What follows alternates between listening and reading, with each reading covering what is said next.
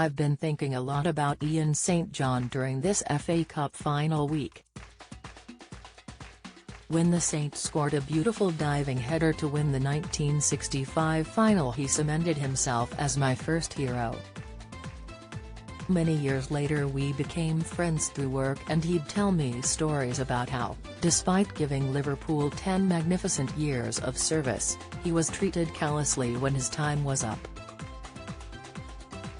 The players' Christmas bonus back then was a free turkey, with the first-teamers getting the biggest birds, but in 1970 St John was handed one he claimed was the size of a bloody budgie.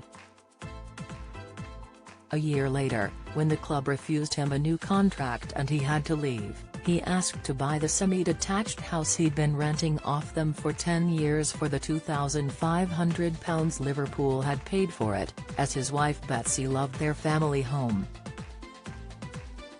They refused, demanding £5,000, which St John didn't have, so they were left homeless and heartbroken, but accepted that was the way football was.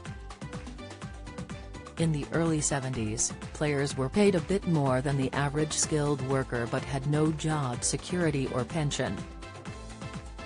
The economic reality was brutal for all footballers' wives. Even if, like Betsy St John, her hubby was a star striker at a top club. Which brings us to the Wagatha Christie libel trial. I'm the first to agree that in these depressing times we need a lift.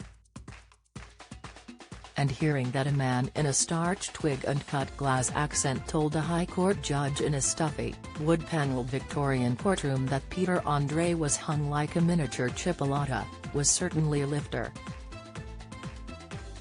As was hearing Colleen Rooney's QC tell how a poor, unfortunate phone belonging to Rebecca Vardy's agent accidentally fell into the North Sea within days of a legal request to search it. And seeing Vardy dressed to resemble Sandra Bullock playing a nun who's been given day release from the nunnery to attend the Pope's funeral, being asked why she called Rooney a C for unfollowing her on Instagram.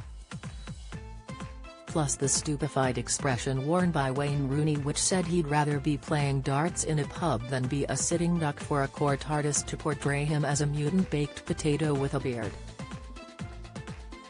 But the Judas-like leaking of tittle-tattle in return for 30 pieces of silver, the complete lack of irony from Vardy as she wept about being bad-mouthed by trolls, the gargantuan scale of self-obsession, the blatant wallowing in this Wagatha Christie notoriety, and the insulting play for sympathy by lucky people with lavish lifestyles, when there are millions genuinely suffering in the world, leaves me as nauseous as a parrot.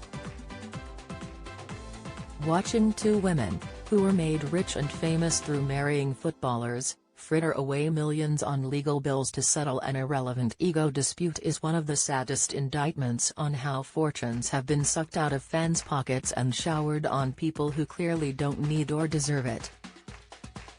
Still, I'm sure they'll both be okay after this trial, especially when Netflix and Amazon Prime put in whopping bids to tell their harrowing tales.